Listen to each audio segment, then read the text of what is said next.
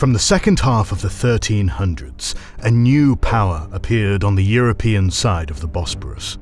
After taking possession of a single small castle on the Dardanelles, the upstart Ottoman Empire's expansion through the Balkans was rapid. To the local people, the growth of this Muslim-ruled empire was unstoppable.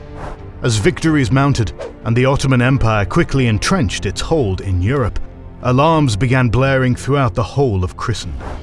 Panic increased after the Ottomans inflicted a crushing defeat on a European crusader army at Nicopolis on the Danube River in 1396. Used to taking the war to Islamic powers overseas in the Outremer for centuries, Europe in the 1400s was now facing the very real prospect of total conquest by a Muslim dynasty that had arisen, in a sense, out of nowhere. This was the feeling that French diplomat Bertrandon de la Broquière conveyed in 1433, after visiting the Ottoman Empire and the Sultan's court.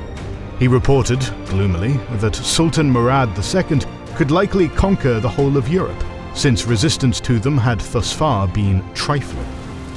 Bertrandon and countless other Europeans were left scrambling to think up tactics and military reforms to counter the unexpected and diverse types of troops, weaponry, and stratagems employed by the Ottomans.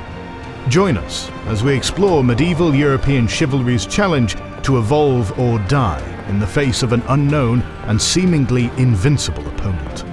Welcome to our video on how Europe adapted their military tactics to defend against Ottoman invasions. Every week we release 3 new exclusive videos for our members and patrons. The Pacific War, the Eastern Front of World War II Prelude, and many other series, including the War of Spanish Succession, Punic Wars, Iberian Reconquista, Russian Revolution and Civil War, North African and Italian campaigns of World War II, and much more. It has been long overdue, but we have finally created a YouTube channel exclusively for our Kings and Generals podcasts. Please go and check out Kings and Generals podcast, home to the Pacific War Week by Week podcast and the Fall and Rise of China podcast, link in the description and pinned comment. To see those, as well as get access to our exclusive Discord, see our schedule, and get early access to all videos, join the ranks of our patrons and YouTube members via the links in the description and pinned comment. Thanks to our supporters for allowing us to continue doing our dream job. The Ottoman Empire's founder, Osman, had been the leader of a band of semi-nomadic warriors ruling over a minor fringe state that emerged from the chaos of Mongol dominance in Anatolia and the collapse of the Seljuk dynasty. Through the 1300s, they expanded on an early trajectory of conquering European Christendom. Wading into a sea of hostile populaces, the Ottomans adopted several strategies that might be considered ruthless by today's standards, especially the creation of the devshirme system. A European friar living in India in the early 1300s referred to the emerging Ottomans as outstanding archers and the most warlike and perfidious of all mankind. The young Ottoman state was highly successful, taking Bulgaria and greatly weakening Serbia after major battlefield victories in the last decades of the 1300s. Decades of warfare in the Balkans had already occurred by the time a European-wide crusader army was assembled to confront the Turks and besiege the fortress of Nicopolis in 1396. The local people within this army, such as the Serbs, Vlachs, and many Hungarians, now had experience fighting the Ottomans. In contrast, newcomers such as the French knightly elites had never fought against them. One such local veteran of earlier Ottoman wars was Voivod Mircea of Wallachia, who strongly advised against a rash attack until he could scout out the Ottomans. Emperor Sigismund of Hungary also sent his own emissary to the over-eager French, imploring them not to attack the Ottomans until the locals in the Crusader army's ranks thoroughly conducted an assessment of the enemy's numbers and defenses. But the French knights, blinded by their sense of chivalric honor, refused to respect a dangerous foe or heed the advice of the locals. They even suspected the Wallachian or Hungarian contingents might be hoping to steal the glory of the victory. And so, the French charged pell-mell into the staked defensive trenches of the Ottomans.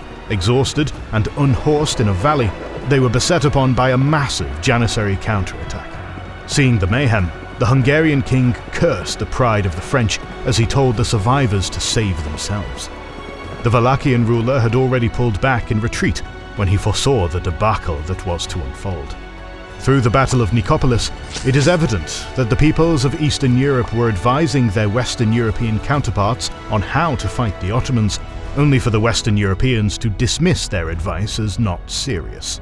It was only a century later, in the 1400s, that serious manuals began to appear, written by witnesses and veterans on how to resist the armies of the Turkish Sultan. One of the most informed writers on how to combat the Ottomans in the 1400s was Konstantin Mihailović. Taken prisoner by the invading Turks in Serbia as a teenager, he was incorporated into the Janissary Corps of Mehmed II the Conqueror. Serving with them from 1455 to 1463, he then surrendered to the forces of King Matthias Corvinus of Hungary and was returned into Christendom. Now an insider, he knew how the Ottoman army structurally operated, having indeed participated in the entire system behind their success. Having fought many times against Europeans on the Ottoman side, he believed it was essential to write a memoir that also served as an instruction manual for any future European forces that might attempt to confront them. The result was his Memoirs of a Janissary. Thinking of Skanderbeg, a one-time hostage of the Ottomans who won continual victories over the Sultan in small, rugged Albania, he noted, "It is far easier for one to defend himself against the Turks who is familiar with them, than for one who does not know their customs."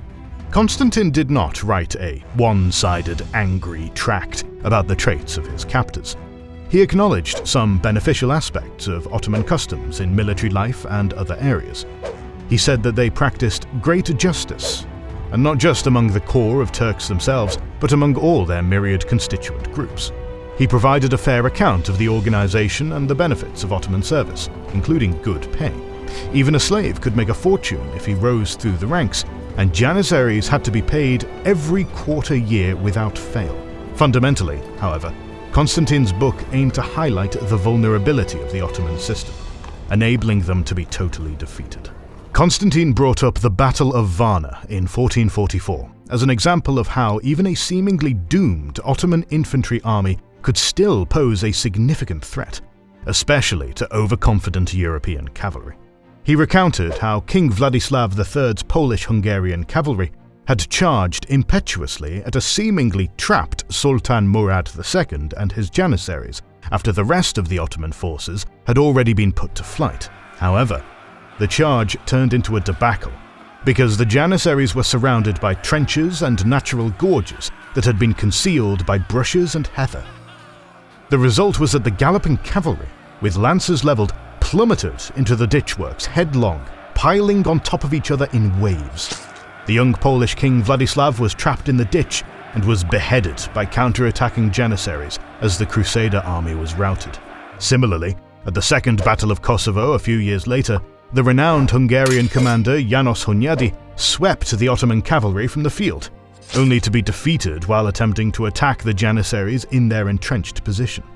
Konstantin recorded that he heard the Akkoyunlu Turkoman ruler, Uzun Hasan, remark on his defeat at the hands of Mehmed II at the Battle of Otlukbeli, stating, "I did not think the Turkish emperor would be so weak against me in cavalry, but in infantry he is my master, especially in the mountains." Thus, Konstantin's view was one that had to be very cautious about approaching entrenched, firearms-equipped Ottoman infantry, even after their cavalry and infantry levies had been trounced and chased off the field. He had personally taken part in the Danube campaign against Vlad Dracula, and he mentioned how quickly he and other Janissaries crossed the Danube and dug into an improvised fortress bristling with stakes and lined with cannons, so that the Vlach enemy cavalry could do nothing to us. Moreover, as the Ottoman infantry advanced from its beachhead, it carried the stakes and guns only to set up another entrenchment closer to the enemy. When encamped, they would create a similar staked entrenchment. The early adoption of cannon, mortar, and handguns by the Ottomans was one factor that made their system of moving infantry-manned trench fortresses so deadly. The Sultan's immense wealth was another significant advantage he possessed. It could be used to incentivize acts of great loyalty and courage from his household troops. Externally, bribes could likewise be used to cause the defection of former enemies to his side, and to instill discord among enemy states. All the strongholds of the growing empire were in his possession, manned by his own personally loyal troops and commanders. Despite this, Konstantin advised, there were glaring weaknesses built into the Ottoman system. He was personally told that Mehmed II was genuinely afraid that if a large, unified Christian alliance were to attack him, all the conquered Christian peoples in his European-based empire would seize the chance to revolt against him. This grave threat caused the Sultan to openly advise his court not to attempt too much of a land grab all at once, but rather pick at Europe slowly, state by state. Constantine likewise knew firsthand that the local peoples really did intend to rise up if a major army from Western Christendom invaded.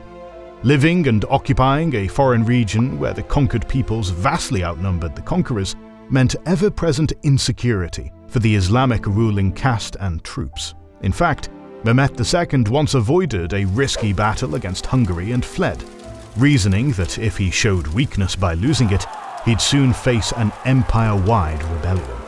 Constantine also advised that the Ottomans had certain weaknesses on the battlefield. Although the Ottomans were remarkably early adopters of cannonry, the related equipment tended to lie in a huge disorganized heap in the camp, and it had been easily torched during the unsuccessful siege of Belgrade in 1456. However, Constantine observed that their greatest weakness of all was that they carried very few supplies. So if European armies just engaged them in pointless standoffs, it would force them to desperation very quickly. Constantine advised Europeans to use lighter armor and weaponry, imitating Tatar cavalry, to be more effective in chasing down fleeing Ottomans, who also carried light equipment and often escaped successfully. Victory would depend on not rushing into a headlong cavalry charge at their imperial elite and Janissary corps positions, even after sweeping their Azap infantry and lesser cavalry from the field. Instead, Constantine advised, European forces ought to creep up obliquely to the dug-in Ottoman corps and then target their baggage camels with flaming arrows.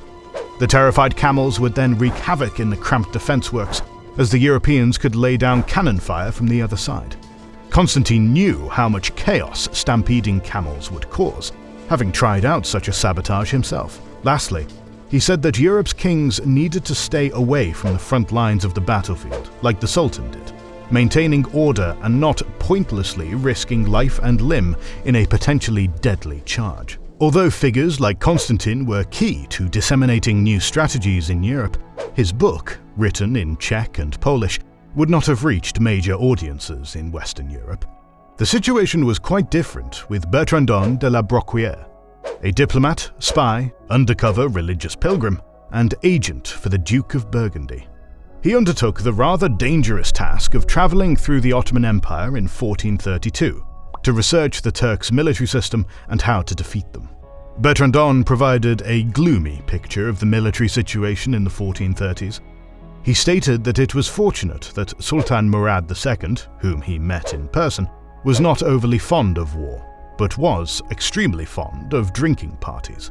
Otherwise, the French diplomat opined that the Sultan could conquer the better part of Europe if he employed all his force and resources towards the task. However, that was because lessons hadn't been learned, and the enemy's strategies had been ignored. His book, Le Voyage d'Outre-mer, contained ideas on how they could be beaten. A serious challenge was that rather than paying incredible sums to maintain forces in the field, the Ottomans seemed to make money from creating standing armies through a system of slave-taking, the core of which was the elite troops, which comprised approximately 5,000 to 6,000 men. That said, the Sultan did even pay his lowly azabs in the tens of thousands when required. Despite this, Bertrandon was confident that most of these Rumelian and Anatolian troops, who made up the majority of the army, were miserably equipped, often with no more than a staff. They were basically cannon fodder. Furthermore, he thought the discontented and rebellious nature of the empire's subjects made its holdings in Europe tenuous, making a reconquest possible. The Ottomans' sturdy troops and horses required few provisions, their best ordinary weapons being the bow and mace. They were boundlessly obedient to commanders in the field, which Bertrandon thought was the biggest reason for their rapid expansion. Using scouts, They always knew the location of a European army, and when the order to attack was given, they would gallop silently and rapidly to the chosen site. They excelled, much like the Mongols, in ambushes and false retreats. On engaging, they used firecrackers and vicious camels to terrify their enemies' horses. For all this, the Ottomans' rebellious and poorly armed standard infantry made them so vulnerable that Bertrandon thought a well-trained European force could easily take them on as long as the commander maintained order and as long as they would listen to the advice of those who were familiar with the Ottoman method of warfare. The key would be a well-paid European army invading their territory so that it would not pillage and lose the support of the local Christian peasants. A Western European army comprised overwhelmingly of lightly armoured archers and crossbowmen was Bertrandon's suggestion, as he was certain European bows and crossbows outdistanced those of the Turks. Guarded by cavalry and pikemen in a tight formation, this Western army's withering firepower would win the day. Though it took centuries to perfect as firearms steadily replaced bows, it was such concentrated fire tactics that finally handed the Ottomans some major setbacks in the 1500s and 1600s. George of Hungary was a cleric who was captured by the Turks in Transylvania in 1438 and escaped after 2 decades of captivity. To him, a key element of the Ottoman conquest of Europe was on the plane of religion. The Turks were not just conquering lands and peoples, but also minds. He repeatedly urged readers of his 1481 Tracticus to remember that if they were to fall into Ottoman captivity like he had, the pressure to convert to Islam would be overwhelming. The temporal and monetary rewards for doing so could be huge, even for slaves. As the Ottomans continued to drive into the heart of Central Europe, they received a decisive check at the Siege of Vienna in 1529. The following year, Martin Luther wrote the preface to a print edition of George of Hungary's Tracticus, noting that it had made a deep impression on him. He believed that the greatest danger posed by the Ottomans was that they could eradicate Christianity in the areas they conquered. Thus, he urged readers to learn about the Quran and Islamic philosophy so that they could continue to fight their conquerors, at least in the arena of theological debate. Luther declared that for those facing the prospect of Ottoman rule, keeping relentlessly to Christian faith would be the Donnerschlag, the thunderclap, that would undermine the Ottomans. Thus, during the period of Ottoman expansion, it was clearly understood among European clerics that religion was a genuine means of warfare, as it weakened the ties holding Ottoman society together. Even so, on the actual battlefield, the Ottomans proved to be tough and relentless foes, and the learning curve was steep for Europe.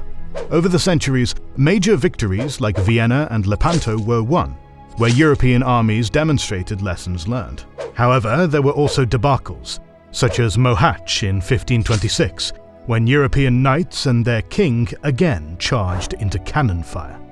Yet, as the Ottomans struggled with internal political decay, improving firearm technology and strategic innovations managed to halt and eventually reduce their European gains. We hope you enjoyed this video. More videos on military strategy are on the way, so make sure you're subscribed and have pressed the bell button to see them. Please consider liking, subscribing, commenting and sharing. It helps immensely. Our patrons and YouTube members can watch more than 200 exclusive videos. Join their ranks via the link in the description or by pressing the join button under the video to watch these weekly videos, learn about our schedule, get early access to our videos, access our private Discord, and much more. This is the Kings and Generals channel, and we will catch you on the next one.